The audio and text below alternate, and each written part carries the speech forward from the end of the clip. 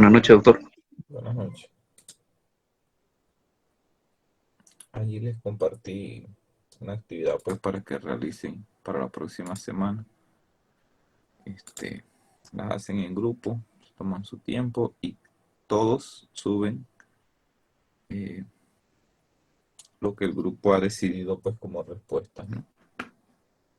Entonces el tema que nos corresponde hoy es daño renal agudo, eh, antes llamado insuficiencia renal aguda. La insuficiencia renal antes se definía como una caída de la tasa de filtración glomerular, que era en un periodo de horas a días, y eso evitaba entonces que el cuerpo pudiera eliminar las sustancias nitrogenadas y los desechos, creatinina, BUN, y obviamente se perdía la homeostasis de los líquidos y los electrolitos.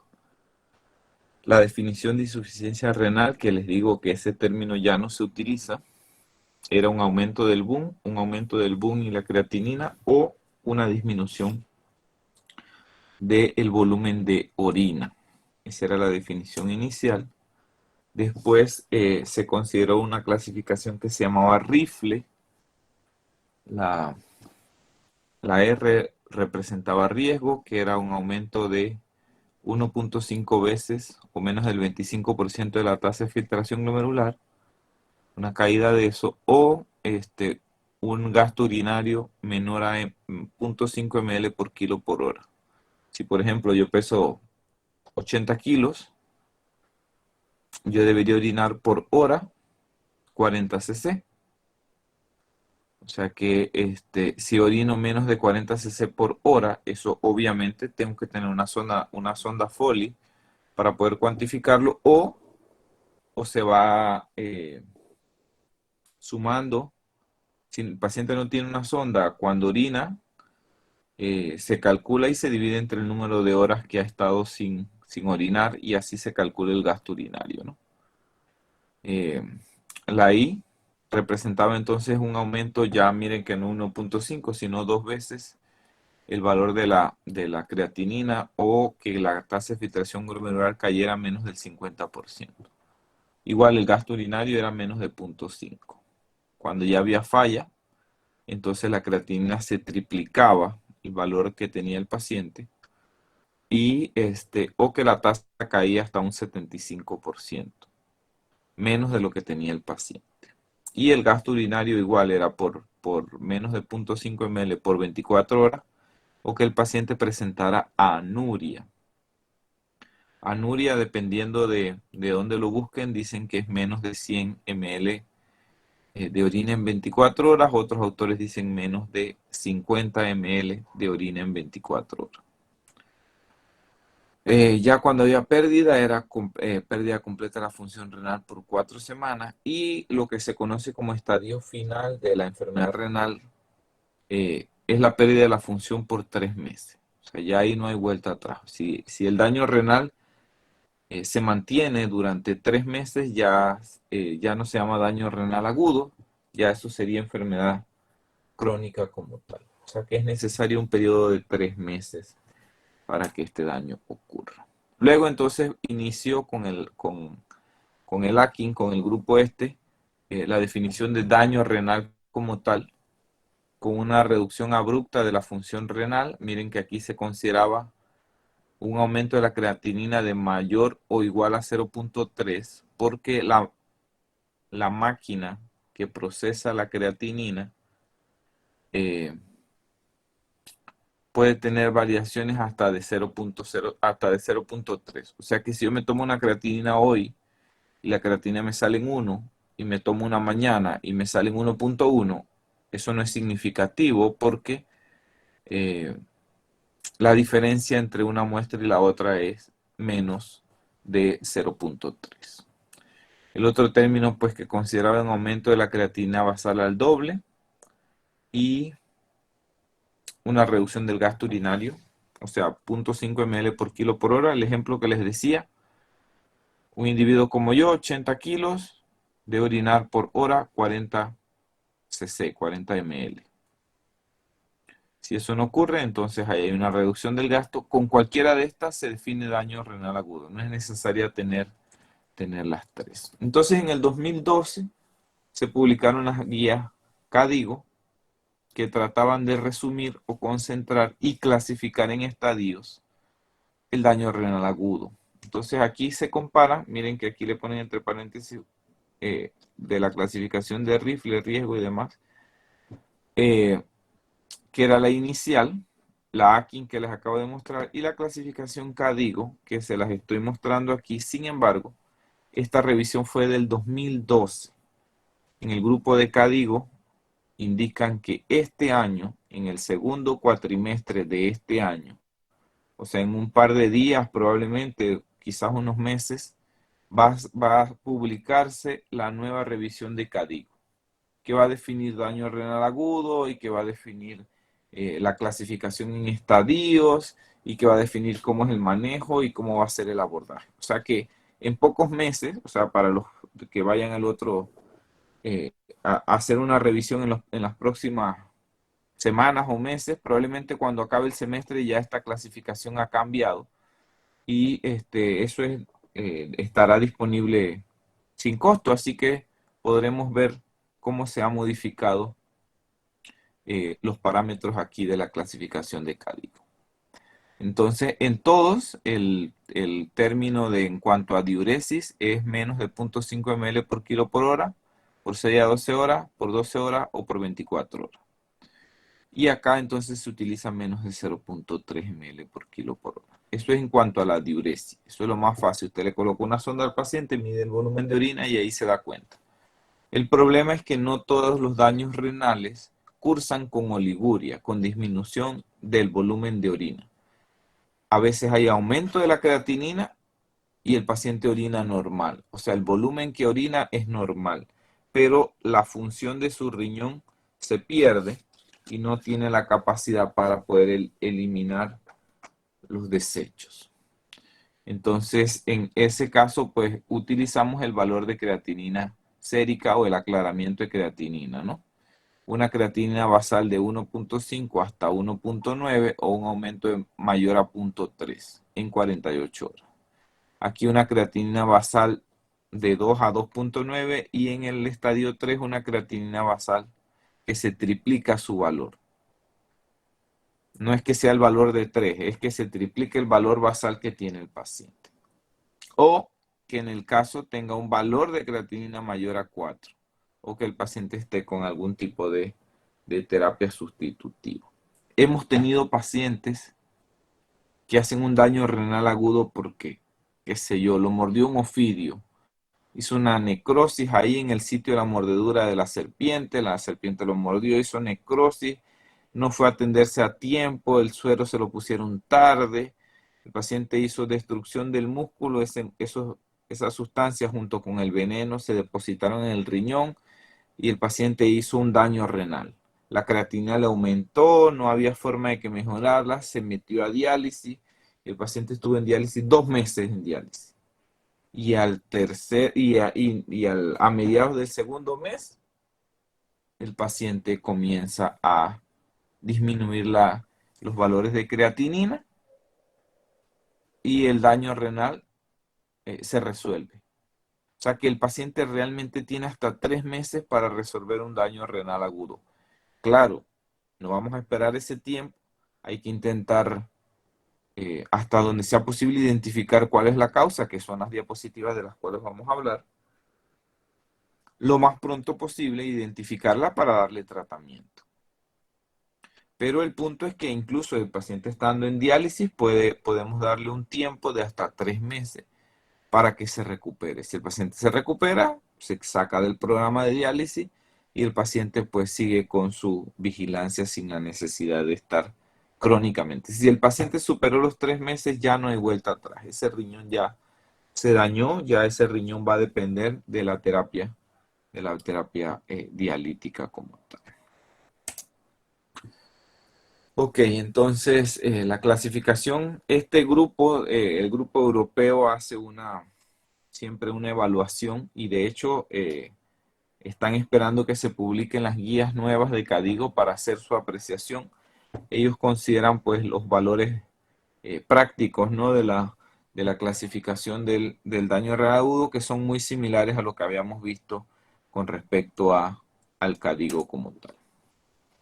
Entonces el daño renal, o antes llamado insuficiencia renal aguda, puede ser desencadenado por infecciones, por un estrés, como una cirugía mayor, por una falla de bomba del corazón, porque el paciente tiene hipovolemia por sangrado, por diarrea, por sudoración excesiva, por deshidratación, todo eso puede desencadenar hipovolemia y ocasionar daño.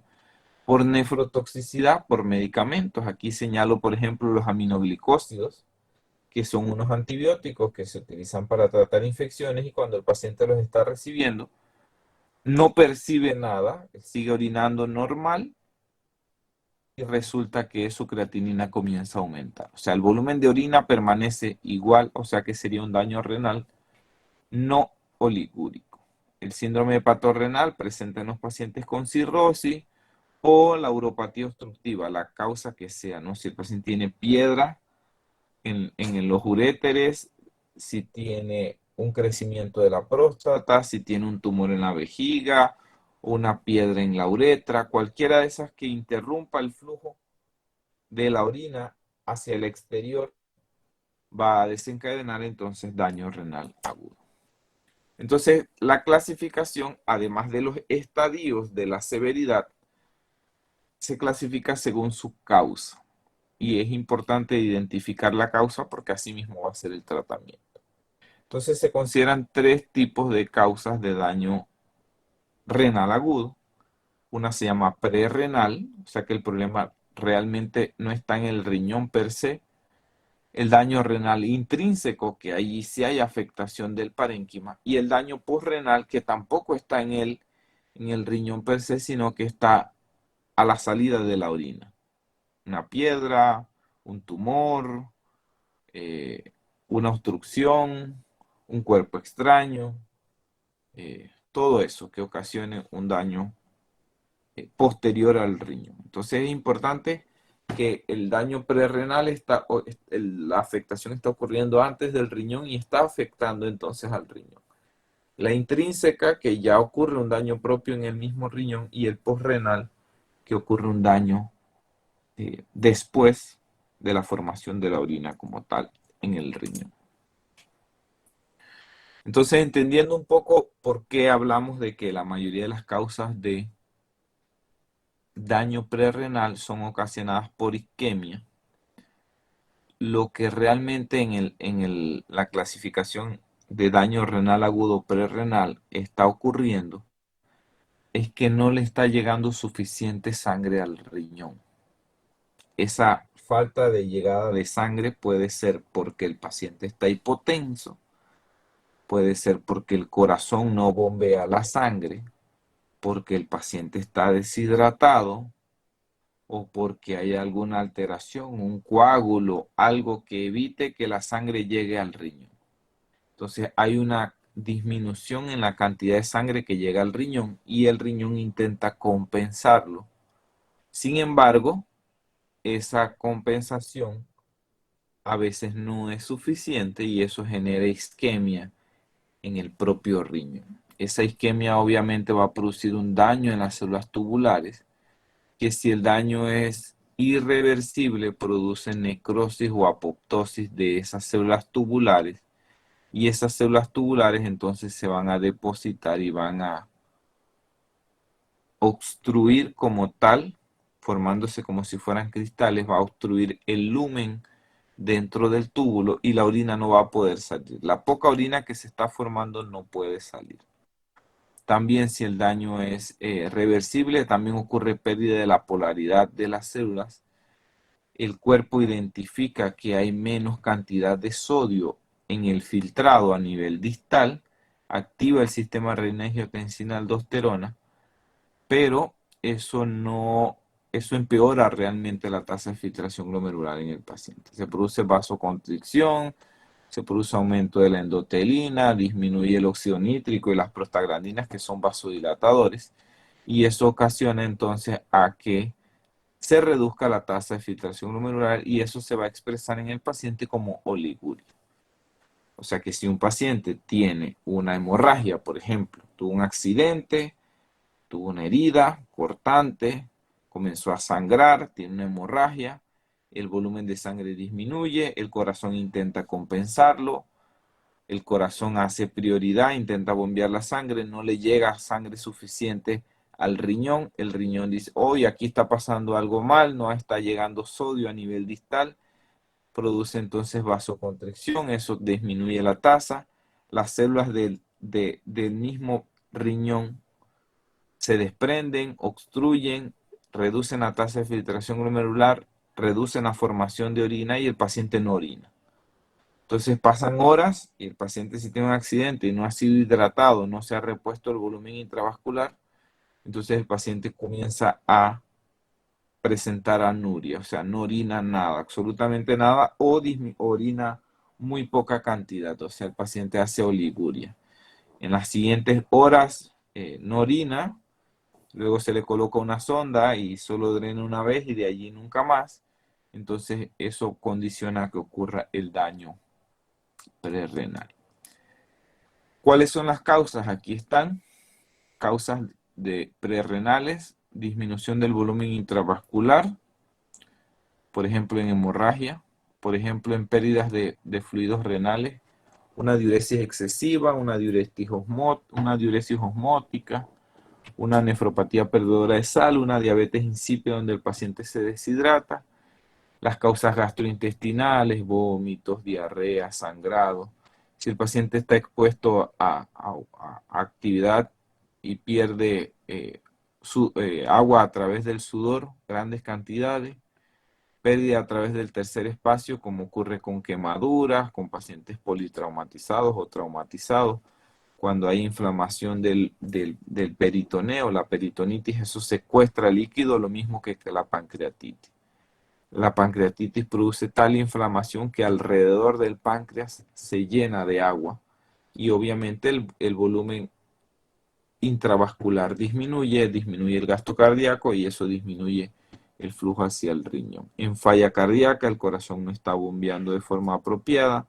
En el shock cardiogénico ocasionado, por ejemplo, por un infarto, el corazón no bombea de forma apropiada, por lo tanto no le llega la suficiente cantidad de sangre o presión de sangre para que ocurra el filtrado glomerular. Si hay efusión pericárdica, eso también disminuye el gasto cardíaco, lo mismo que en el tromboembolismo pulmonar. Si hay vasodilatación periférica, lo que hablábamos hace unas clases, si hay vasodilatación periférica, entonces, por ejemplo, ocasionada por los organismos gram negativos, por medicamentos antihipertensivos o por un shock anafiláctico, alguien que lo picaron las abejas, se produce IgE y ese IgE produce vasodilatación. Eso produce caída. Como hay vasodilatación periférica, disminuye la presión arterial y obviamente eso genera disminución en el flujo como tal. Cuando hay incremento en las resistencias vasculares debido a cirugía, anestesia, síndrome patorrenal, uso de AINE, drogas vasoconstrictoras, tacrolimus, ciclosporina, uso de medio contraste, todos esos ocasionan vasoconstricción. El uso de IECA, medicamentos para la presión como lisinopril, perindopril, ramipril, todos esos pril disminuyen, entonces producen una caída de la tasa de filtración glomerular. Y si disminuye la presión intraglomerular también. Todas estas causas, como ustedes pueden observar, no son propias del riñón, sino que están afectando secundariamente al riñón. Ese daño renal, prerrenal, si se mantiene en el tiempo, entonces puede producir un daño renal intrínseco. O sea que la primera causa que debemos pensar para un daño renal intrínseco es que no logramos tratar el prerrenal. O sea, el paciente hizo un sangrado gastrointestinal, no nos dimos cuenta y eso se mantiene en el tiempo y al mantenerse en el tiempo produce un daño renal intrínseco.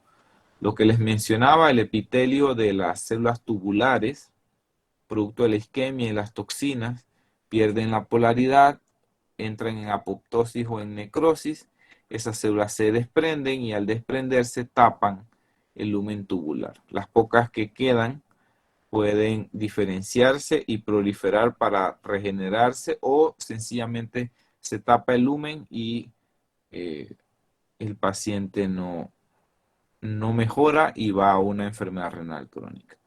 Si nosotros hidratamos a un paciente con daño renal intrínseco, lo que vamos a ver es una orina que parece Coca-Cola, una orina así oscura, una orina de necrosis tubular aguda. Esa orina tiene células muertas que han sido desprendidas del túbulo. Así que si usted le pone una sonda al paciente, el paciente, qué sé yo, lo encontraron allá en el volcán Barú perdido, no tenía agua, no estaba orinando, y usted corre y lo comienza a hidratar y la orina comienza a salir de color así como si fuera un té, como si fuera Coca-Cola. Entonces usted tiene que pensar que ese paciente tiene una necrosis tubular aguda y es producto de que usted está intentando lavar todas esas células del tejido tubular que se han ido desprendiendo. Si el cuerpo logra restaurar eso, las pocas células que quedan tubulares, entonces proliferan y establecen nuevamente el epitelio normal con las características que deberían ser. ¿Cuáles serían las causas de daño renal intrínseco? Las causas vasculares, los infartos renales, las estenosis de la arteria renal, las trombosis de las arterias renal, hipertensión maligna que produce daño como tal, de crisis renales por cualquier enfermedad, por esclerodermia, por lo que sea, la formación de coágulos de trombos, la isquemia, esta es la que yo le decía que es la causa más común, un estado prerrenal prolongado, sepsis, hipotensión sistémica, medicamentos nefrotóxicos como los aminoglicósidos que les decía, que producen un daño renal intrínseco no oligúrico. O sea que el paciente dice, no, yo no puedo tener problema en el riñón porque yo estoy orinando bien, y resulta que el volumen de orina está bien, pero la orina no está conteniendo los desechos porque las células no son capaces de concentrar esos desechos hacia la orina.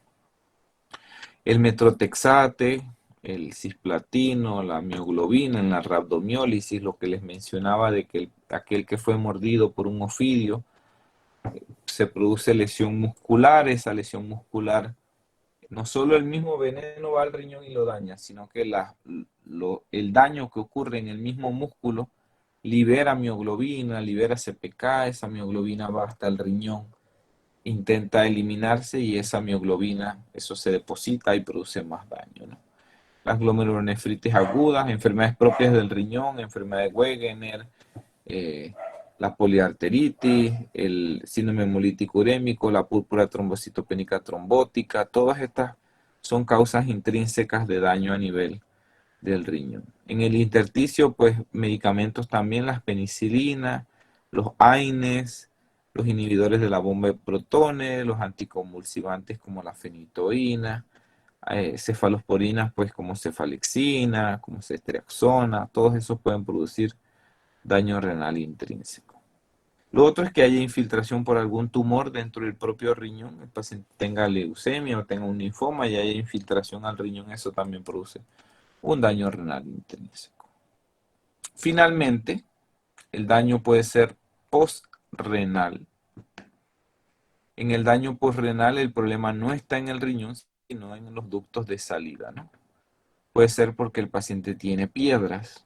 Sin embargo, si el paciente tiene una piedra enclavada en uno de los uréteres, el otro riñón compensa y evita que ocurra el daño renal.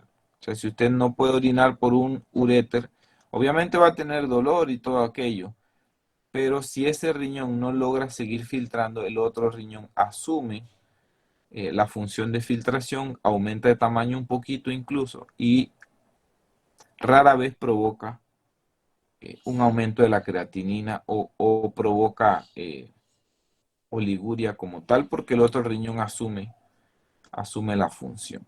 Entonces, la única manera de que un daño postrenal ubicado en el uréter aumente la creatinina es que haya obstrucción en ambos uréteres. O sea, que el paciente tenga la suerte de tener una piedra enclavada en ambos uréteres. Allí sí. O lo otro es que el paciente nada más tenga un riñón, que nunca haya sabido que nada más tenía un riñón, y resulta que el único riñón que tiene un uréter tapado. Entonces, obviamente, ese paciente va a desarrollar aumento de la creatinina y oliguria y todo lo demás. A nivel de la vejiga, si el paciente tiene un tumor que obstruye eh, el sitio en donde entran los uréteres, entonces también se puede producir un daño renal. O si el tumor está obstruyendo la uretra como tal. Aquí puede ser si es hombre la próstata o un lito, una piedra, algo que tenga un tumor a nivel de la uretra en el caso de mujeres. A veces nos ha tocado la oportunidad de ver en mujeres embarazadas que les hacen cesárea de urgencia y después de la cesárea no pueden orinar porque accidentalmente se le ha ligado ambos uréteres y al ligarse ambos uréteres la paciente no orina más porque hay una obstrucción bilateral ahí. Entonces hay que ir a buscar el sitio del uréter. Normalmente lo que hace el ginecólogo es que identifica los uréteres antes de hacer las ligaduras y demás para evitar rodearlo y obstruirlo como tal. Pero eso puede pasar, ¿no? Igual los tumores, los cánceres cervicouterinos, cuando aumenta la creatinina, indican pues que son estadio 3B y es producto de que ya está afectando el drenaje de orina como tal. Entonces puede ser por tumores, puede ser por litos, puede ser porque el paciente solo tiene un riñón y no lo sabía, o puede ser porque tiene una alteración a nivel de la vejiga, ¿no? Tiene un coágulo, o tiene sangre, o tiene un tumor en la vejiga que evita que salga la orina. Si la sonda Foley está mal colocada también, o si el paciente a nivel del pene, por ejemplo, tiene una obstrucción a la salida, tiene fimosis o parafimosis que le impide poder orinar, eso de forma retrógrada le va a producir un daño postrenal. Entonces esas son las formas de clasificarlo. Aquí están las causas, ahí para que se las aprendan. Dentro de la uretra, piedras. Recuerden que la obstrucción tiene que ser bilateral o unilateral si el paciente además tiene un solo riñón. Piedras, coágulos, eh, contenido ahí, pus, edema, lo que sea que esté obstruyendo los uréteres. A nivel del extraureteral puede ser próstata, vejiga, un cáncer cervicouterino, fibrosis retroperitoneal, la ligadura accidental de los uréteres, como les decía, durante una cirugía pélvica. Nos ha tocado verla en cesáreas, eh, obstrucción del cuello de la vejiga, por hipertrofia, por un adenocarcinoma. Si el paciente tiene una neuropatía, es un diabético mal controlado y ya no tiene control sobre el trígono y sobre la vejiga, eso puede hacer que la vejiga se llene de orina y el paciente no logre orinar y eso genere daño postrenal. Si el paciente tiene una obstrucción, unas valvas uretrales o algo que le esté obstruyendo la uretra, entonces también va a ocasionar el daño postrenal. Entonces, la diferencia entre daño renal agudo versus enfermedad renal crónica es importante determinar la progresión. Si, por ejemplo, hay un paciente que nunca se enferma, y llega al hospital a una cita de control, se siente mal, se siente nauseoso y usted le toma una creatinina y tiene 5 de creatinina, usted se queda pensando, oye, ese 5 de creatinina será porque tiene una enfermedad renal crónica o será que tiene un daño renal agudo. Entonces, ¿cómo nos damos cuenta entre daño renal agudo y enfermedad renal crónica? Una de esas que puede ayudar es el ultrasonido. El ultrasonido de los riñones revela si hay hidronefrosis, que es como un bolsón de orina nomás, sin función.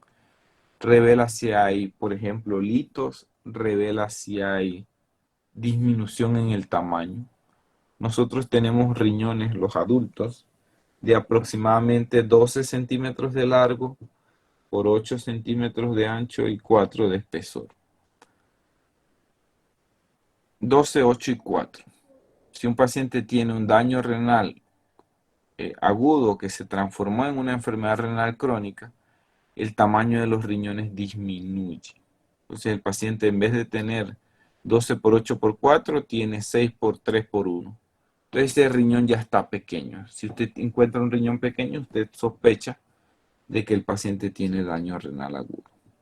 Perdón, enfermedad renal crónica como tal. Sin embargo, hay algunas causas y esas hay que recordarlas, que pueden provocar que los riñones estén aumentados de tamaño en el contexto de enfermedad renal crónica. ¿Cuáles serían esas causas? ¿Alguno sabe? Para ver si hablan un poquito y saber que no estoy hablando solo. ¿Sabe alguno las causas de riñones de tamaño normal o grande en enfermedad renal crónica?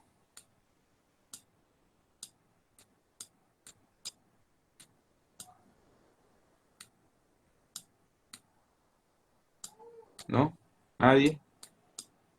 Oye, ¿alguno de ustedes ve Doctor House?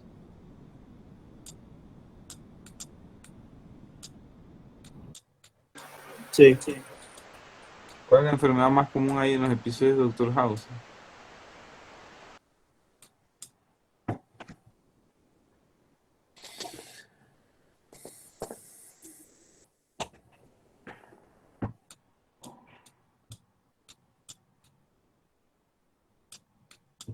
Doctor, en la aguda el riñón es pequeño, ¿no?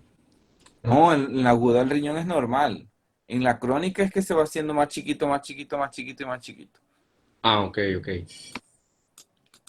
La hipertensión sería una. No, la hipertensión cuando va dañando el riñón lo va haciendo pequeño. O sea que si hace enfermedad renal crónica por hipertensión, los riñones son unas pasitas, unos riñones chiquitos. Bueno, aquí están las causas. Estas son las principales. La otra es sarcoidosis, que es la que les decía que es la que aparece siempre en Doctor House. Todos los pacientes sospechan que tienen sarcoidosis. Doctor, ¿una rhabdomiólisis podría llevar a eso? Si se mantiene en el tiempo, sí. O sea, si el paciente tiene un daño renal agudo por rhabdomiólisis, se pone a hacer ejercicio o está en un programa de golpe, de recibir golpes musculares a diario, y no se hidrata y la creatinina comienza a aumentarla y entonces para el dolor toma AINES, o sea, está haciendo todo mal, no se hidrata, recibe trauma muscular y toma medicamentos para el dolor AINES. Entonces la creatina comienza a aumentar, aumentar, aumentar. Si sigue aumentando y el paciente no corrige el daño renal agudo por 3 meses, entonces se transforma en enfermedad renal crónica. Pero mientras tanto los riñones siguen de tamaño normal hasta que sea enfermedad renal crónica como tal. O sea que el daño, la disminución en el tamaño de los riñones nos indica que ya la enfermedad ha ido avanzando, ¿no? Excepto en pacientes con diabetes. Usted le encuentra riñones normales a un paciente con diabetes y usted dice, no, que va, es diabético y tiene riñones de tamaño normal. Ese probablemente ya tiene una enfermedad crónica. Porque en diabetes esperamos que haya hiperfiltración, o sea que esperamos que el tamaño de los riñones sea grande en diabetes. El HIV, el virus del VIH, también produce aumento en el tamaño de los riñones. O sea que usted puede encontrar pacientes con enfermedad renal crónica con HIV con tamaño normal, 12 por 8 por 4. Y es producto del HIV que la misma nefropatía que produce el HIV hace que el tamaño del riñón permanezca normal. En el riñón poliquístico, obviamente como el paciente tiene un montón de quistes, esos quistes son grandes y eso hace que el riñón sea grande. Más que normal el riñón en el en el riñón poliquístico, en la enfermedad poliquística del riñón, está aumentado de tamaño. Y la amiloidosis, la sarcoidosis, que se produce un depósito amiloide sobre el riñón y hace que el riñón sea de tamaño aumentado. Pero en todos los demás, exceptando esas 4 o 5 causas, enfermedad renal crónica significa riñones pequeños. Entonces, si el paciente usted tiene dudas si es crónico o agudo, usted le hace un ultrasonido, le pide un radiólogo ahí, haga un ultrasonido, mide el tamaño del riñón o ver si encuentra algo ahí. Y si encuentra un riñón pequeño, ya usted sabe que hay muy poco que hacer con ese riñón. Otros estudios que ayudan a determinar si es crónico o agudo pero no siempre, es la hemoglobina. Si un paciente tiene enfermedad renal crónica, el riñón no funciona. A medida que cae la tasa de filtración glomerular, la producción de eritropoyetina disminuye. O sea que el paciente ya no produce EPO. Y la eritropoyetina es uno de los estimulantes de la producción de hemoglobina en la médula. O sea que si el riñón no sirve, el paciente va a hacer anemia. O sea que eso orienta al diagnóstico. Imagínense tener un paciente con enfermedad renal crónica y tener 14 hemoglobinas. Usted dice, uy, esto no parece crónico.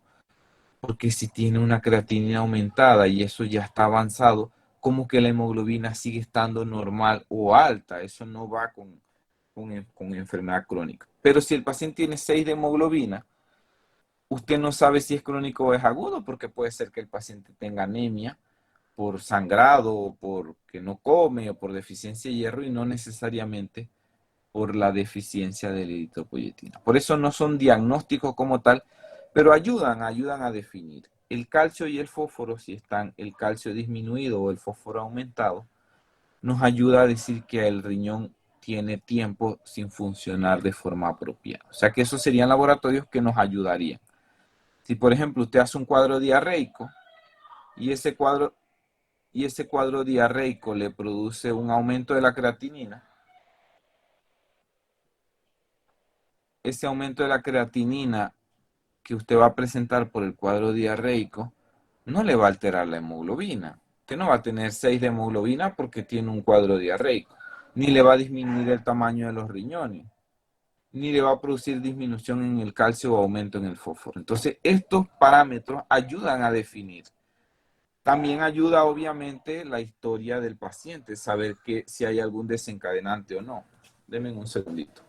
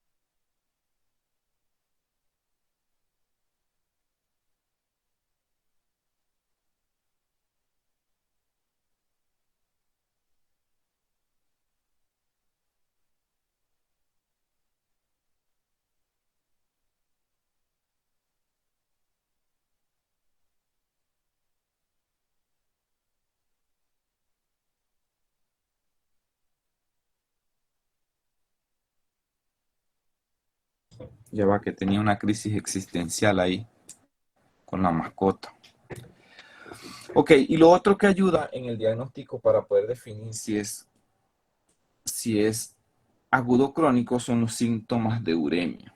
Los síntomas de uremia es que el paciente se siente intoxicado. Cuando tiene aumento del nitrógeno de urea, el paciente es como que si se hubiese tomado un veneno, anda nauseoso, anda mareado, se siente mal, se desorienta, puede tener picazón en el cuerpo, la piel se torna de un color cenizo y es como que si estuviese alrededor de la piel así como no sé, como sal, como un depósito ahí alrededor de la piel. Todo eso ayuda a considerar que el paciente tiene un trastorno crónico más que algo agudo. No se produce picazón ni depósitos de estas sales nitrogenadas si el problema es agudo. Entonces, todo esto ayuda a definir si es agudo o crónico. Lo otro que ayuda son las fórmulas. La fórmula, la más común, la que todo el mundo recuerda. Yo creo que no hay un médico que no sepa la relación BUN-creatinina. Todos la saben. Y es que se agarra el valor del BUN y se divide entre la creatinina. Si ese resultado es mayor de 20, entonces significa que la causa es aguda prerrenal. BUN entre creatinina mayor de 20, aguda prerrenal. boom entre creatinina menor de 20 puede ser crónico o puede ser aguda intrínseco o aguda posrenal. O sea, no hay forma de darnos cuenta. Entonces eso es importante porque la relación boom-creatinina nos ayuda a identificar solamente la causa prerrenal, que es a la que vamos a correr a ponerle cristaloide, solución salina, lactato, hidratar al paciente porque el problema es prerrenal, o darle vasopresores si el problema es un shock cardiogénico o una falla cardíaca y demás. Entonces, la relación boom-creatinina es útil en ese escenario porque nos permite identificar una de las cuatro. Sabemos que hay crónica, aguda prerrenal, aguda intrínseca y aguda posrenal. Una relación boom-creatinina mayor de 20 nos sugiere casi siempre que el problema es prerrenal como tal. Lo otro es la fórmula que aparece arriba, que se llama FENA o fracción de excreción de sodio. La fracción de excreción de sodio contempla el sodio excretado entre el sodio filtrado por 100. Y obviamente de allí sale una fórmula que es esta que ven aquí al final. Se pide sodio urinario al paciente, sodio plasmático, creatinina plasmática y creatinina urinaria. Y con eso se hace el cálculo del FENA. Y dependiendo del resultado, si es mayor o menor de 1, entonces si es mayor de 1 se considera que es prerrenal y si no se buscan las otras causas. El problema del FENA, ahorita les voy a mostrar una tabla. El problema del FENA es que si el paciente está utilizando diuréticos, no se puede utilizar porque el resultado va a estar afectado, porque los diuréticos excretan sodio.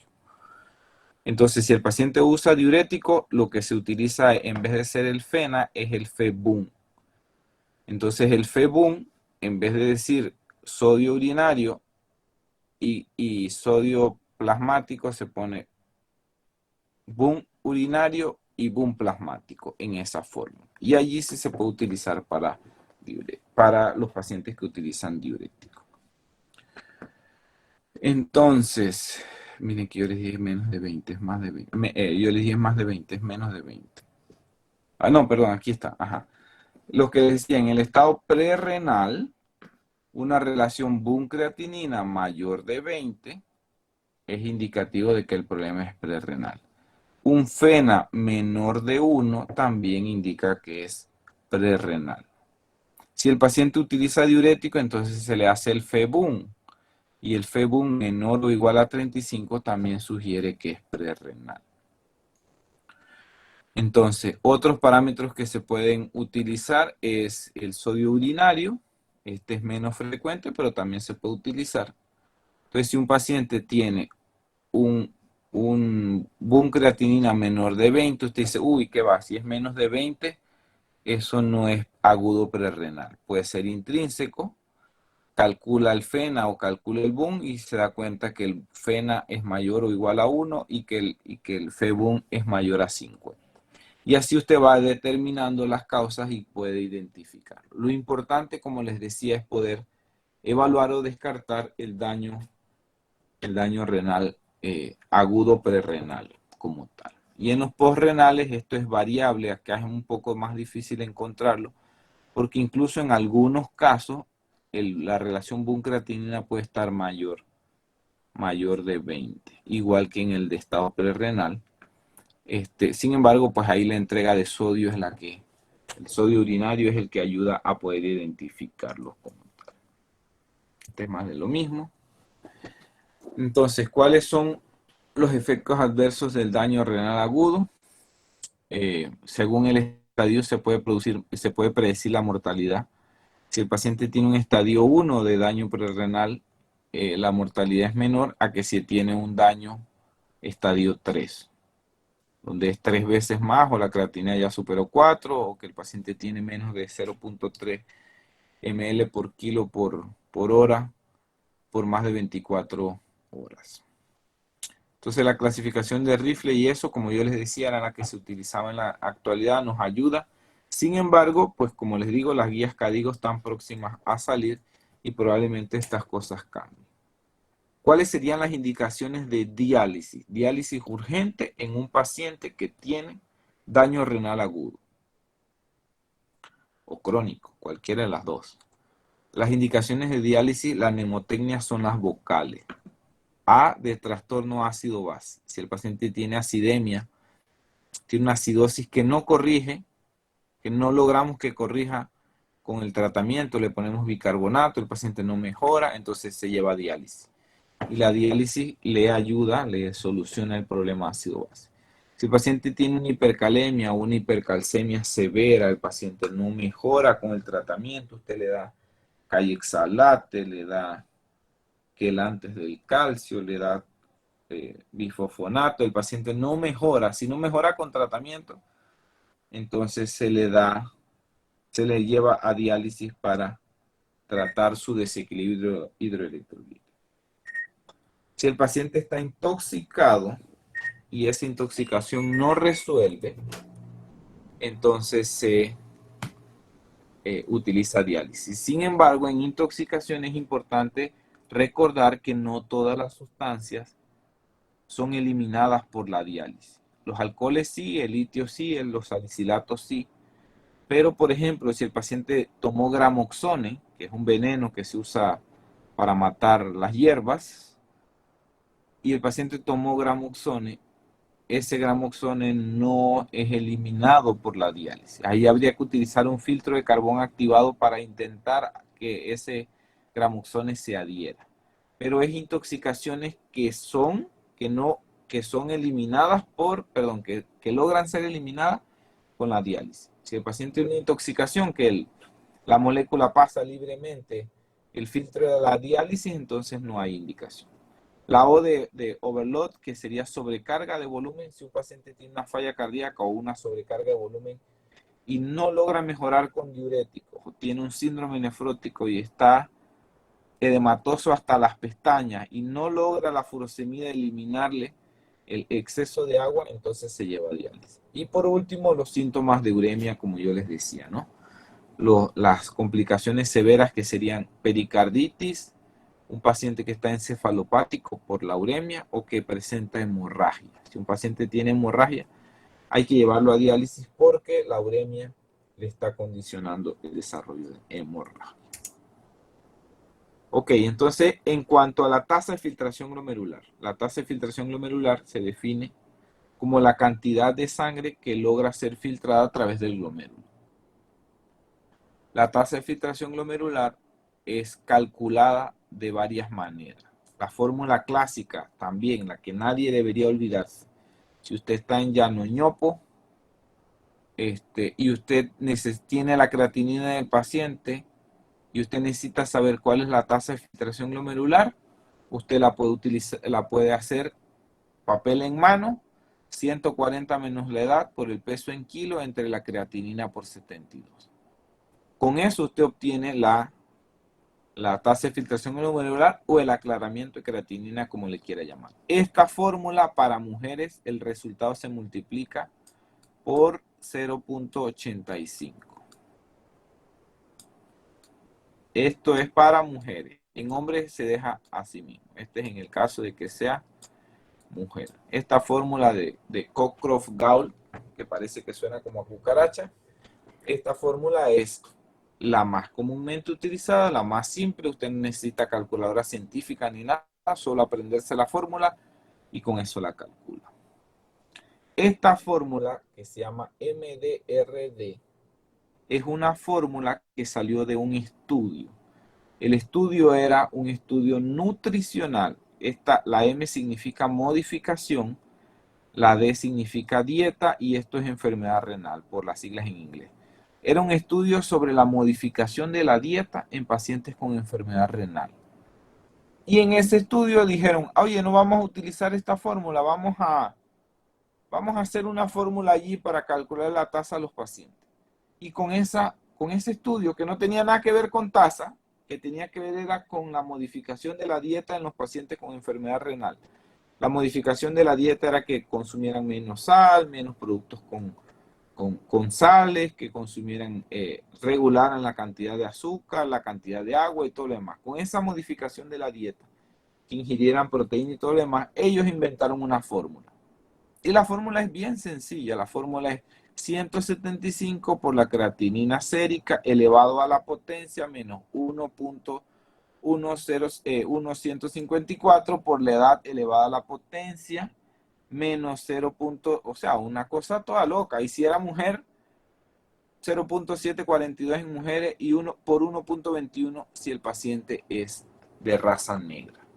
Entonces, esta fórmula, muy bonita y todo, muy intelectual, pero es casi imposible recordar eso y tienes que tener una calculadora científica para poder hacerlo. Entonces, esta fórmula de la MDRD está en las aplicaciones para los celulares, ¿no? Para computadoras, para dispositivos, ahí usted la busca en Google y ahí aparece MDRD, usted mete los valores y ella le hace el cálculo.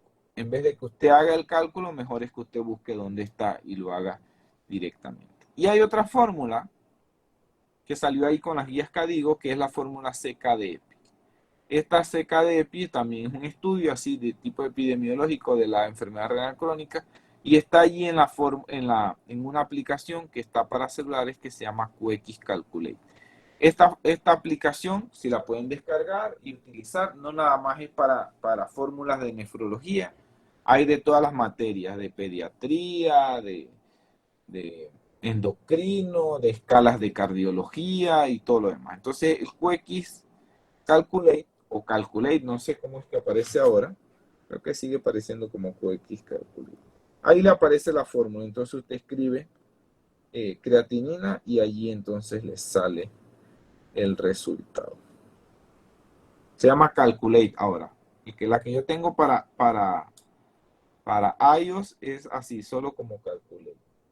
Y ahí aparece la fórmula. Usted comienza a escribir creatinina, CR, y ahí le aparece el resultado. Y con eso entonces usted mete las variables y ya con eso calcula la tasa de filtración glomerular. Les muestro todo esto, sin embargo, en el daño renal agudo no son útiles las fórmulas de tasa de filtración glomerular. No son útiles porque la tasa de filtración glomerular es un parámetro que va cambiando en el tiempo, o sea, es dinámico y esto puede ser mal interpretado de forma aguda. La recomendación real es utilizar el valor absoluto de creatinina. Estas tres fórmulas que se utilizan para tasa de filtración glomerular son útiles para clasificar la enfermedad renal crónica, que sería esta fórmula que está aquí. ¿Sí? Lo normal es tener más de 90. Si un paciente tiene una tasa mayor de 90 con otras alteraciones, proteínas y demás, se considera estadio 1. Si el paciente tiene entre 60 y 89, estadio 2. El estadio 3 se divide, o el grado 3 se divide en 2, A y B. 4, que ya hay una disminución muy severa, este paciente hay que irlo preparando para la diálisis, y el estadio 5 sería la falla renal. Como tal, este paciente debe ser o recibir un trasplante de riñón o debe estar en el tratamiento con diálisis porque si no va a fallecer. Entonces, todo eso lo hacemos utilizando la fórmula. Entonces, vamos a ponerle un ejemplo ahí. Busquen una calculadora y vamos a hacer un ejemplo.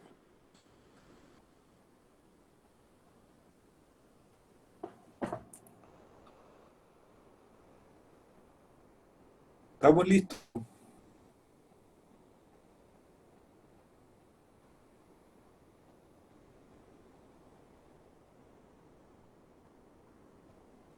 Oye, se me fueron. Estoy hablando solo.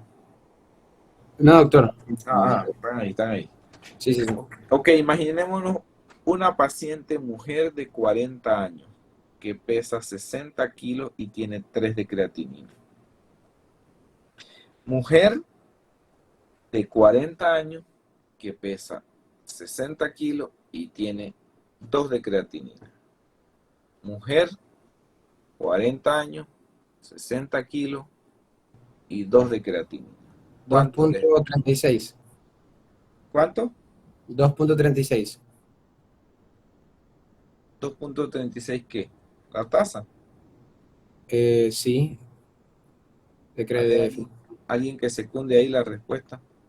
A mí me dio a 23.6. Eso. Ajá, a ver, otro más.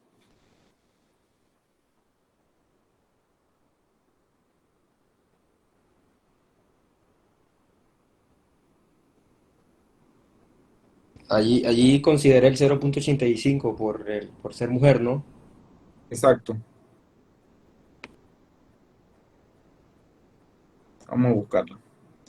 Dice que tiene 40 años, le dije, ¿no?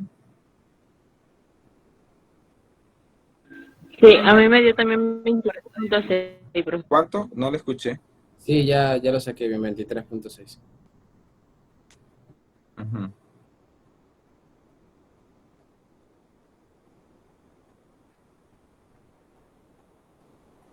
Ya, 23.6. Si usamos la fórmula MDRD, ella es mujer, es no afroamericana, tiene 40 años y la creatinina en 2 fue que les dije, ¿verdad? La tasa estimada ¿qué sería... ¿Ah? En 3. En dijo 3, otro? 3 le dije de creatinina. Sí, Ajá, 3 de creatinina. Entonces, si es 3 de creatinina, la tasa estimada según la fórmula MDRD es 18.37. Entonces, el problema de la de Croft-Gault es que hay algunas variaciones y no es tan confiable. Si es la que tienes a mano, pues te dice cómo está, pero ya sea que sea 18, 21 o 23, ¿en qué estadio estaría ese paciente?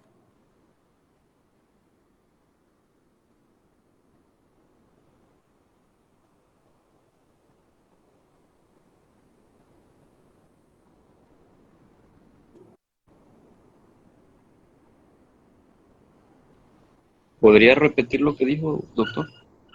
Si esa paciente usted le calcula la tasa de filtración glomerular, la señora esa de 40 años con 3 de creatinina y que pesaba esa cantidad, creo que era 60 kilos, y el resultado les da 20, ¿qué fue que dijeron? 23.6. Ajá, 23.6 y por MDRD igual da 18 puntos y algo. ¿En qué estadio estaría ella?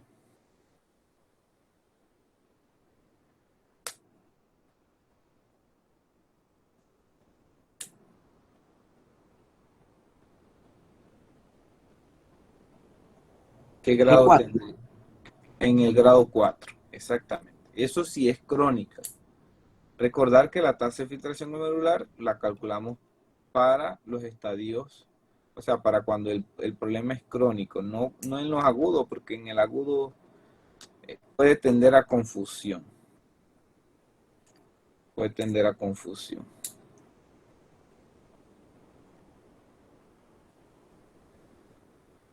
Entonces, esa tasa de filtración glomerular nos ayuda a clasificar la enfermedad renal crónica como tal. Y yo siempre les señalo esto que está aquí, porque resulta que aquí el paciente tiene una tasa de filtración glomerular normal y aún así es enfermedad renal crónica en estadio 1. O sea que si yo me calculo mi tasa de filtración glomerular y me da 98, no voy a decir que estoy en estadio 1 de enfermedad renal crónica, porque no tengo enfermedad renal crónica, tengo una tasa normal. Aquí se considera grado 1 porque ese paciente con tasa normal tiene otras alteraciones. Tiene proteinuria, tiene una alteración estructural en el riñón, tiene un solo riñón. Si un individuo tiene un solo riñón, ya se considera enfermedad renal crónica, aun cuando su tasa sea normal mayor de 90. Entonces, en el estadio 1, el paciente tiene una tasa de filtración glomerular normal mayor de 90, pero tiene otra cosa que hace que tenga enfermedad renal crónica. Un solo riñón o proteinuria o edema. O sea, otra situación que hace que su riñón esté mal. Y no sería solo por la tasa. O sea que aquí la tasa sería completamente normal, pero hay otra cosa que le añade. Y los pacientes con menos de 15, ahí tienen una falla renal que requiere diálisis como tal. Estamos hablando del paciente con enfermedad renal crónica, no en el agudo. En el agudo es otros 1,000 pesos. Digo que es otros 1,000 pesos porque Si por ejemplo un individuo está deshidratado, hoy puede tener creatinina en 2, mañana puede tener creatinina en 4, pasado mañana creatinina en 8, el día siguiente puede tener 10 de creatinina, y aunque tenga 10 y la tasa le salga en 2 ml por minuto, ese paciente no tiene una enfermedad renal crónica en estadio 5, lo que tiene es un daño renal agudo y hay que darle tratamiento a ese daño renal agudo. Entonces, según el nivel de albúmina o de proteinuria, asimismo se clasifica el riesgo cardiovascular del paciente. Obviamente el riesgo es menor en los que tienen tasa normal y no tienen o tienen ligera elevación de los valores de albúmina en orina. Y a medida que aumenta el estadio y aumenta la secreción de la producción de la eliminación de albúmina en la orina, entonces el paciente tiene mayor riesgo cardiovascular y más riesgo de muerte como tal. Entonces, eso sería el temita de hoy. ¿Dudas o preguntas?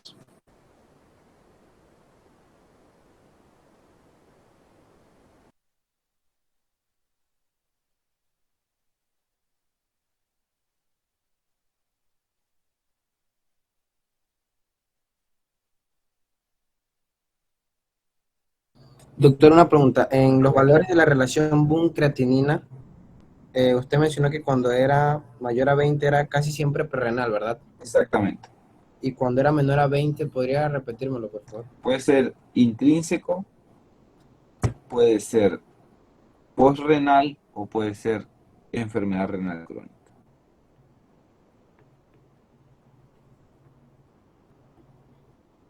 Gracias, doctor. Doctor, una pregunta. Uh-huh. No sé si usted mencionó sobre el momento sobre la persona con diabetes y las que sufren pues, de daño renal, que mencionó pues que tienen los riñones del mismo tamaño debido a la diabetes. No sé si lo dijo por qué razón, pues que hace la diabetes que eso se mantenga así. La diabetes produce hiperfiltración.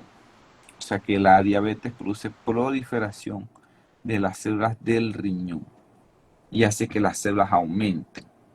O sea que el riñón aumenta el número de células y el riñón se hace de mayor tamaño. Eso es en condiciones normales. Un paciente diabético bien controlado tiene riñones grandes. Un paciente mal controlado tiene riñones de tamaño normal o tiene riñones pequeños. Pero lo normal en un diabético, si usted le hace un ultrasonido renal, va a ver que tiene riñones aumentados de tamaño.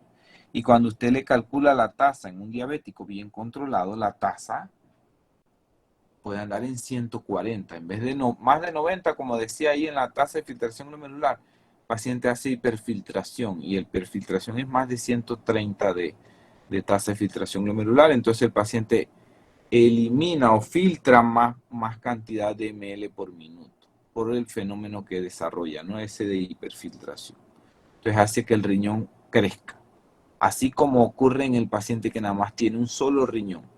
En el que tiene un solo riñón hay proliferación del riñón que le queda, del riñón que tiene, y ese riñón asume la filtración. Por lo tanto, ese paciente tiene un riñón aumentado de tamaño, pero es único.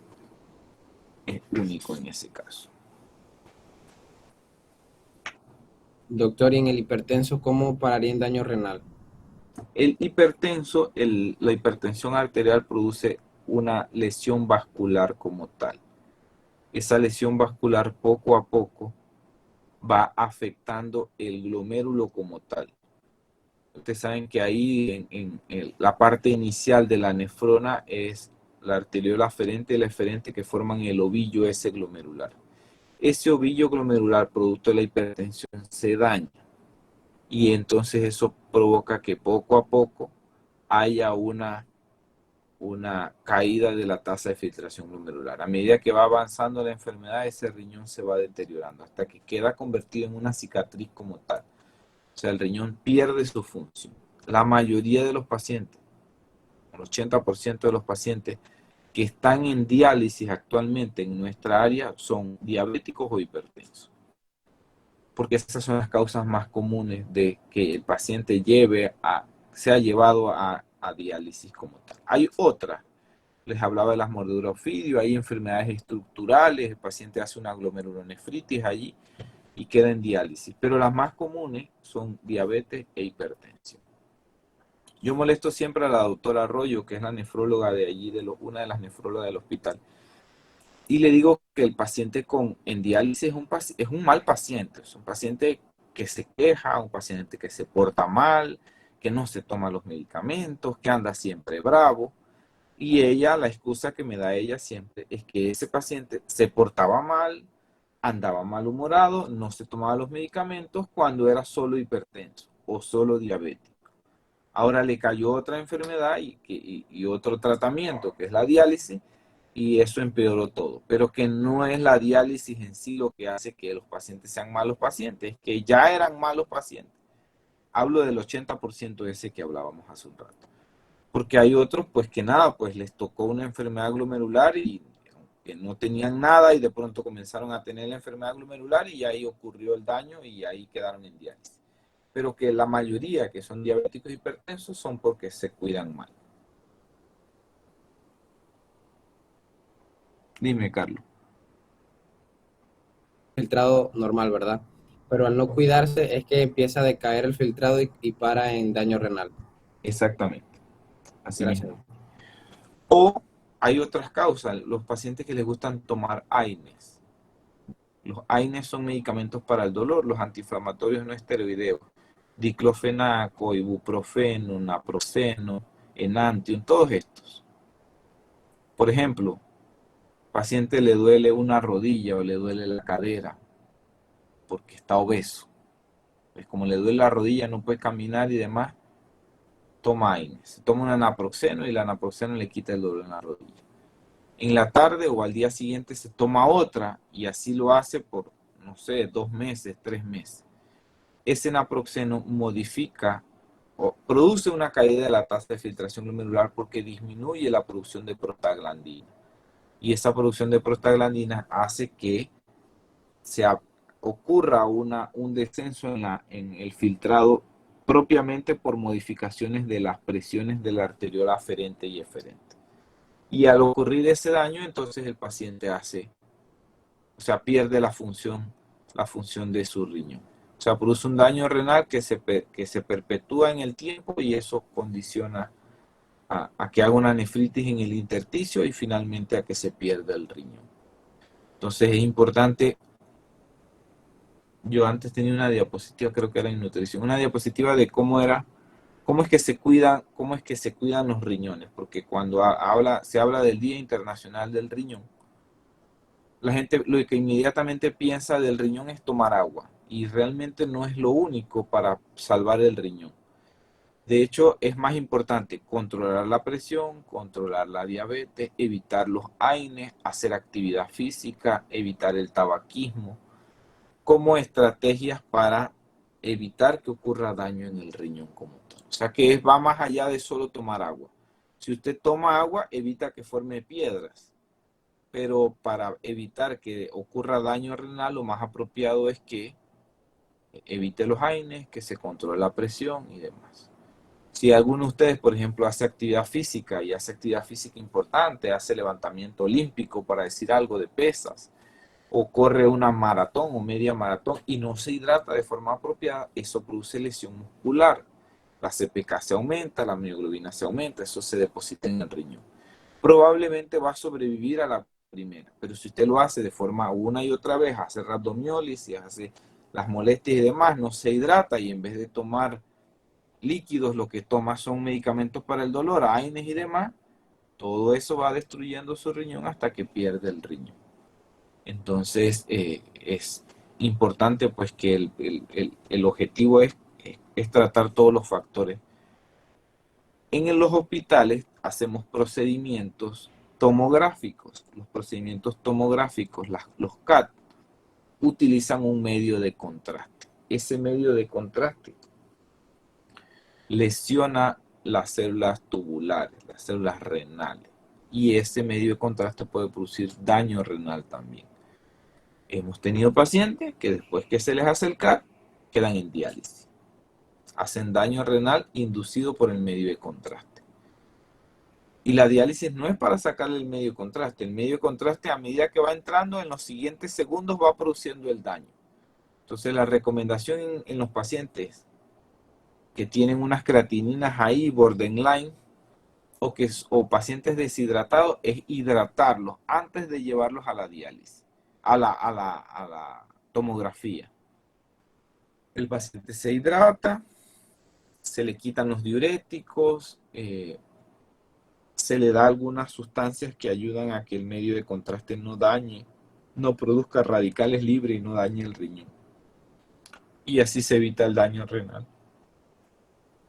inducido por el medio de contraste. Igual los procedimientos de cardiología, que los cateterismos utilizan medio de contraste. En el mismo escenario, el medio de contraste, lo que se hace es que se hidrata al paciente, se mejora la situación general del paciente para disminuir el riesgo de que ocurra el daño. Dime, José Jackson. Doctor, yo le tenía 3 preguntas. La primera era, se había mencionado de que cuando un paciente le dan un trasplante de riñón, el riñón tiene como un tiempo de vida, o sea, no es de que, bueno, hasta que el paciente ya envejezca, sino como que tiene un tiempo como de funcionalidad. Esa es mi pregunta, ¿cuánto tiempo es? El promedio es 10 años. Ok. El La rango, segunda pregunta, el rango es de 8 a 12, aunque hay algunos que han durado 15 años. mi pregunta sigue con esa, sino de que, por ejemplo, cuando a una persona se le acaba la vida funcional del riñón, entonces, ¿qué procede como tratamiento a ese paciente? ¿Se le vuelve a poner diálisis? Mientras consigue otro riñón. Si consigue otro, se le pone otro. Ok, y mi tercera pregunta sería de que una persona cuando le trasplantan un riñón podría hacer cualquier tipo de actividad como si estuviese sano o tiene que restringirse de ciertas actividades, hablando físicas o como tal. Tiene que cuidar su riñón. Y cuidar su riñón, obviamente no se va a subir a una bicicleta a hacer descenso del volcán Barú, porque obviamente se va a traumatizar y obviamente no puede hacer actividades extremas. Lo otro es que las actividades todos los medicamentos que tome de ahí en adelante tienen que ser prescritos por un médico. Todos. Porque hay que cuidar ese riñón. Lo otro es que el paciente que se le trasplanta un riñón, se le está trasplantando un riñón de otra persona. Al ser un trasplante de otra persona, el cuerpo ataca al riñón. Entonces el paciente que recibe un trasplante debe recibir inmunosupresores para evitar que su propio cuerpo destruya al riñón. O sea, ataque al riñón y entonces pierda función ese riñón que le colocaron. Cuando a un paciente se le coloca un riñón, no se le saca de los que él tiene para meterlo allí en el lugar. No, se coloca en la fosa pélvica y en el hueso, ahí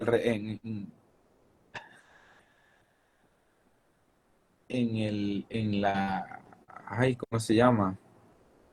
En la espina, ahí en el isquion, ahí adentro del isquion se le coloca el otro riñón, abajo, pues, a nivel de la pelvis. Si se necesita poner otro, entonces se pone del otro lado. Pero el paciente tiene que procurar cuidarse el riñón, o sea, cuidarse, ya te digo, hidratándose, tomándose los medicamentos, haciéndose controles para ver el grado de inmunosupresión que tiene y los niveles del medicamento que utiliza para la inmunosupresión. Y lo otro es que tiene que seguir en seguimiento, porque, valga la redundancia, porque si el paciente tuvo una enfermedad que le destruyó sus 2 riñones, hay la posibilidad que esa misma enfermedad le destruya el nuevo riñón. Entonces hay que darle tratamiento a la enfermedad de base. Si el paciente fue porque no se cuidaba su diabetes y le pones otro riñón y tampoco se cuida la diabetes, pues nada, no hay nada que hacer. Pero en el interín, en lo que consigue otro riñón, entonces el paciente tiene que entrar a un programa de diálisis, ¿no?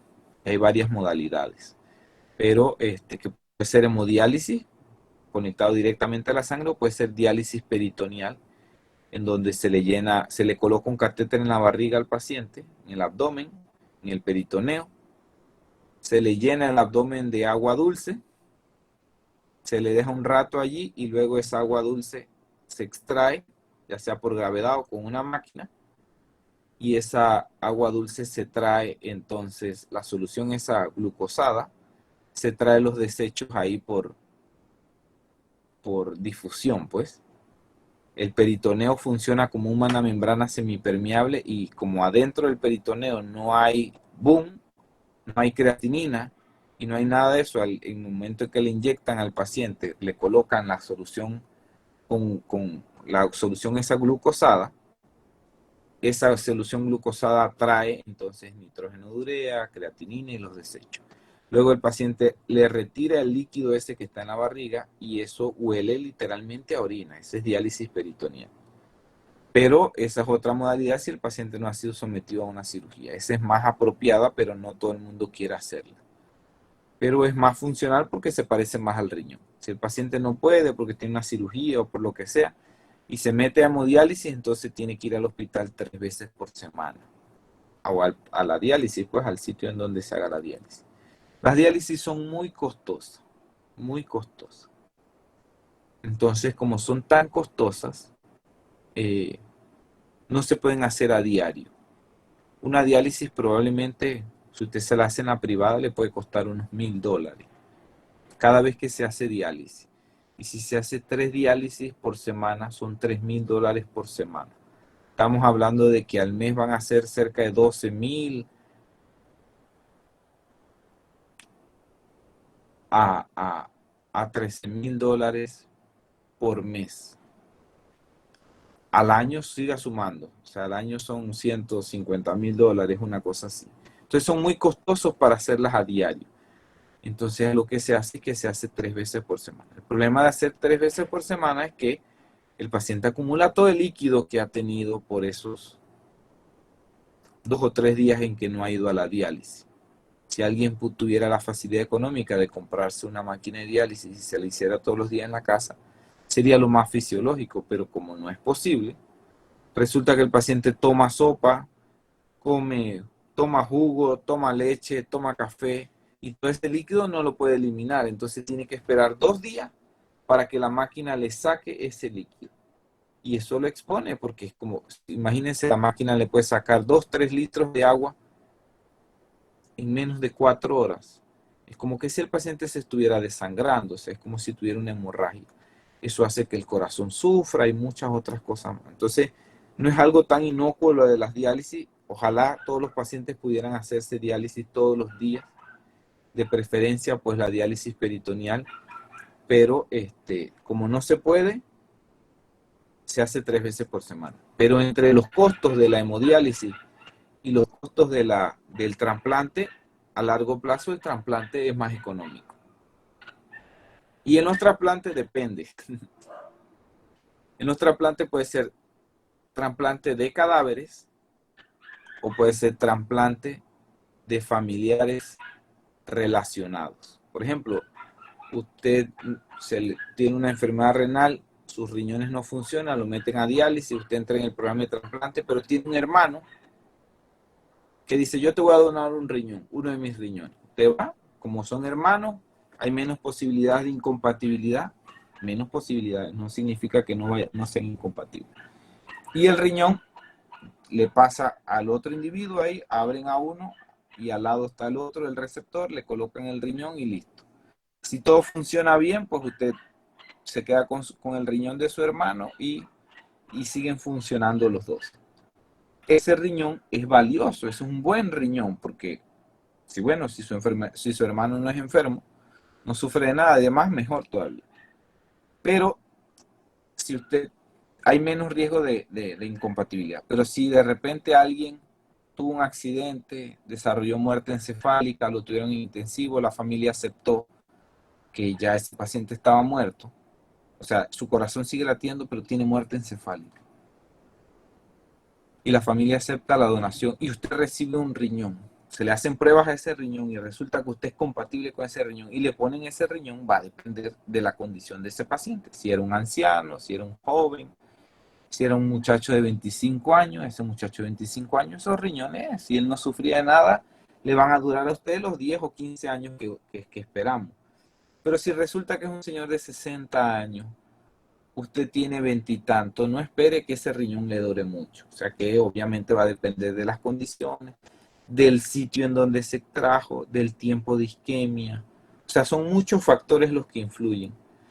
Pero hay pacientes y hay pacientes.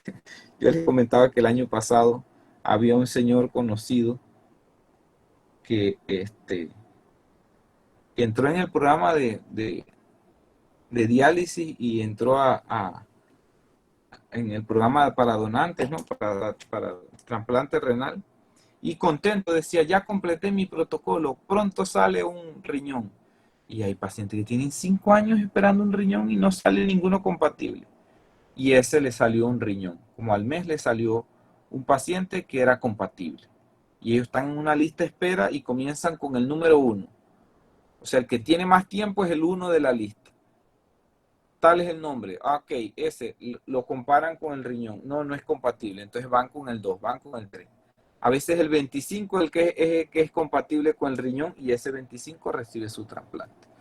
Porque no es solo por orden de tiempo de estar en el programa en el protocolo de trasplante, sino que depende de la compatibilidad. Si no es compatible, no tiene sentido perder ese riñón ahí, ¿no? Y así. No sé qué más. A mí me apasiona el tema de nefrología porque obviamente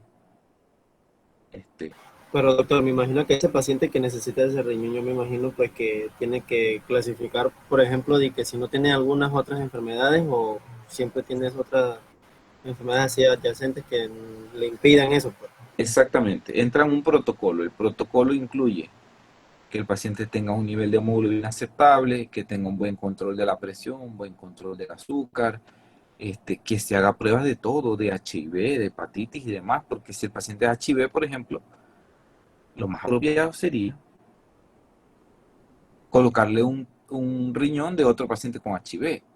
Le digo lo más apropiado. La mayoría de las veces eso no ocurre. Se le da un riñón de un paciente normal. Porque igual, o sea, él tiene que estar controlado todo. O sea, tiene que tener una radiografía aceptable, tiene que tener laboratorios bien, tiene que tener colesterol bien. O sea, que el paciente debe estar en el mejor control porque así se protege al riñón que se le está trasplantando. O sea, la cirugía, todo el procedimiento, los inmunosupresores generan un costo para la institución. Entonces, obviamente, ese riñón hay que cuidarlo y hay que preparar al paciente para que ese riñón llegue a un buen lugar, no llegue a un sitio en donde se va a dañar. A veces ha ocurrido con jóvenes. Pónganse que a los 10 años diagnosticaron al muchachito con enfermedad renal crónica, estuvo en diálisis hasta, no sé, hasta los 13 años, a los 14 le consiguieron un riñón, o a los 13 años le consiguieron un riñón, comenzó a tomar los medicamentos, entró en la pubertad, no quería hacer caso, no se tomaba los medicamentos, 2 o 3 años después perdió el riñón, o sea, dejó de ser funcional el riñón, de nuevo a diálisis. Ahora con 17, 18 años, entonces de nuevo en diálisis, otra vez entra el programa de trasplante. Entonces ya queda uno en duda, uy, ¿será que ahora sin nuevo riñón sí lo va a cuidar y demás? Pero obviamente era joven, era adolescente, la pubertad, la rebeldía y todo eso contribuyó a que perdiera su riñón, pues, o sea, perdió su oportunidad de tener un riñón valioso. Así que bueno, eso depende mucho del paciente, pero definitivamente que el protocolo de trasplante lo que hace es que el paciente vaya en la mejor de las condiciones para recibir entonces el trasplante. Doctor, entonces el paciente que está en tratamiento de diálisis peritoneal es porque no funciona relativamente el riñón para nada o simplemente sí funciona pero necesita un poco de ayuda, no sé. Hay pacientes en diálisis o en diálisis peritoneal que orinan, o sea, que eliminan orina, pero esa orina no elimina las sustancias tóxicas. O sea, la creatinina está alta, el BUN está alto, pero el paciente orina, pero no concentra, o sea, no logra eliminar las toxinas. Entonces, tanto en diálisis peritoneal como en hemodiálisis, el objetivo de esas terapias de reemplazo renal es ayudar a que el paciente logre eliminar las toxinas como tal. Muchísimas veces, en la medida en que el paciente va avanzando en la enfermedad, esa orina residual que le quedaba, o sea, esa capacidad de poder orinar, esa diuresis residual que tenía, se va perdiendo con el tiempo, hasta que llega un punto en donde quedan anúricos por completo. El paciente ya no orina nada. Pero en el que logra orinar algo, le es ventajoso porque le da más oportunidades para tomar un poco más de agua y llevar una vida mejor, porque obviamente si orina algo, el paciente se puede dar todavía sus gustitos, de vez en cuando se toma su cafecito y su cosa, y el volumen con el que va a llegar a la hemodiálisis o a la diálisis peritoneal no es tanta la diferencia. La diálisis peritoneal se puede hacer así, el método arcaico por gravedad. Te pone la bolsa arriba del paciente y la bolsa por gravedad mete todo el líquido al abdomen. Se deja unas horas ahí, luego la bolsa se tira al suelo y por gravedad el líquido que estaba en el abdomen se regresa a la bolsa y se elimina. Ese es un método. Ese método se llaman recambios. Se queda un tiempo, 1 o 2 horas, y el paciente se hace en el día 5 o 6 recambios. Y el otro método es con una máquina que se llama cicladora, que es como una impresora, del tamaño como de una impresora. Allí la máquina, el paciente se conecta en la noche y la máquina durante toda la noche está metiendo y sacando líquido y hace todo el proceso la máquina, ¿no? La cicladora.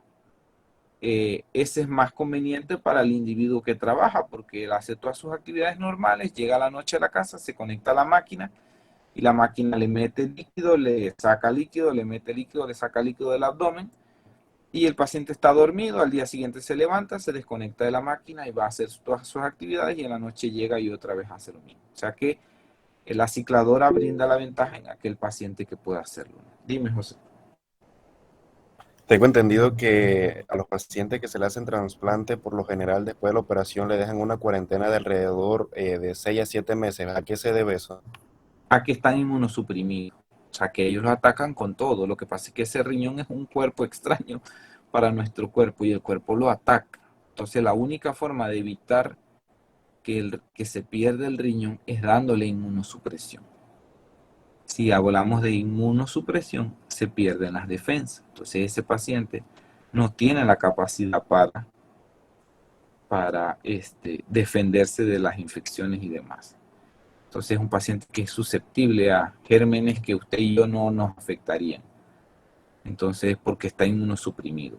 Como que si fuera un paciente como con HIV, pues, porque obviamente es un paciente que HIV mal controlado, que cualquier germen lo puede atacar, enfermedades oportunistas y demás, y perder el riñón y perder la vida como tal.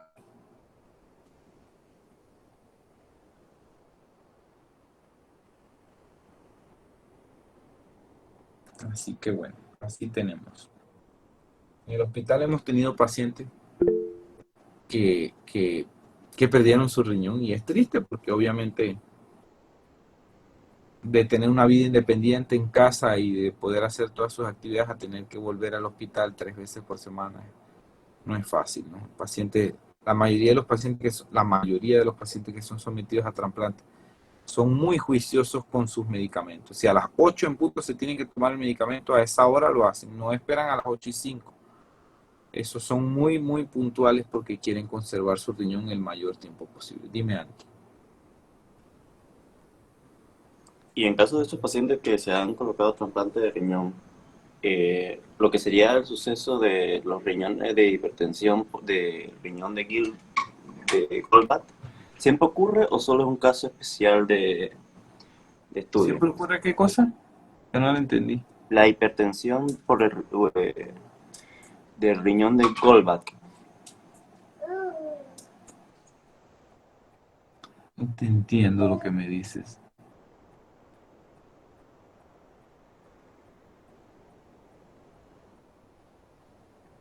¿Cómo decías, Andy? Escríbelo ahí, es que no te entiendo.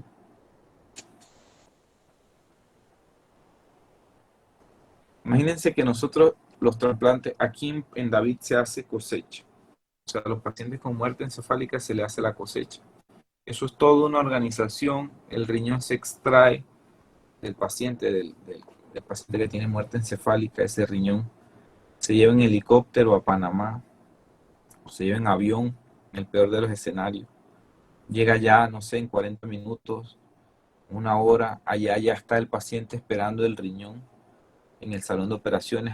Apenas llega el riñón, se comienza el procedimiento y se le hace el tiempo de isquemia, puede ser 1 hora y 20. Obviamente es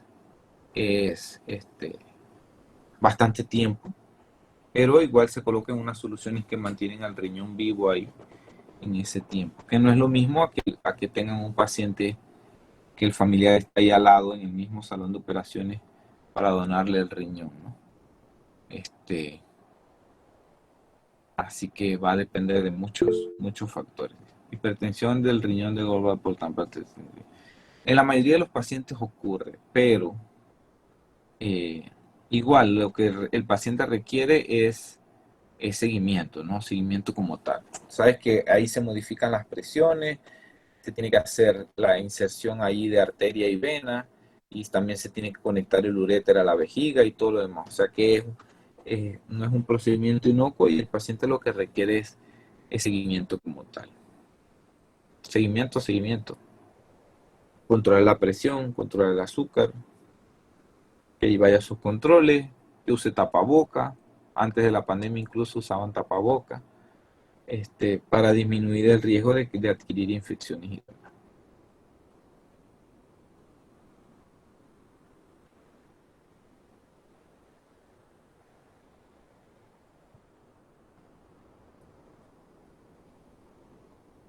Yo tengo un amigo conocido que le donó un riñón a su papá. El papá se complicó después de la cirugía del trasplante y se murió. Y el conocido mío quedó monorreno y el otro riñón se perdió. Imagínense el caos de que tú le das un riñón a un familiar relacionado y resulta que ese familiar se muere en el procedimiento unos días después y pierdes tu riñón y no le funciona a nadie. Caos total. Eso raro ocurre, pues, pero hay que saber que puede ocurrir. No significa que haya garantía por completo de que ese riñón va a seguir funcionando.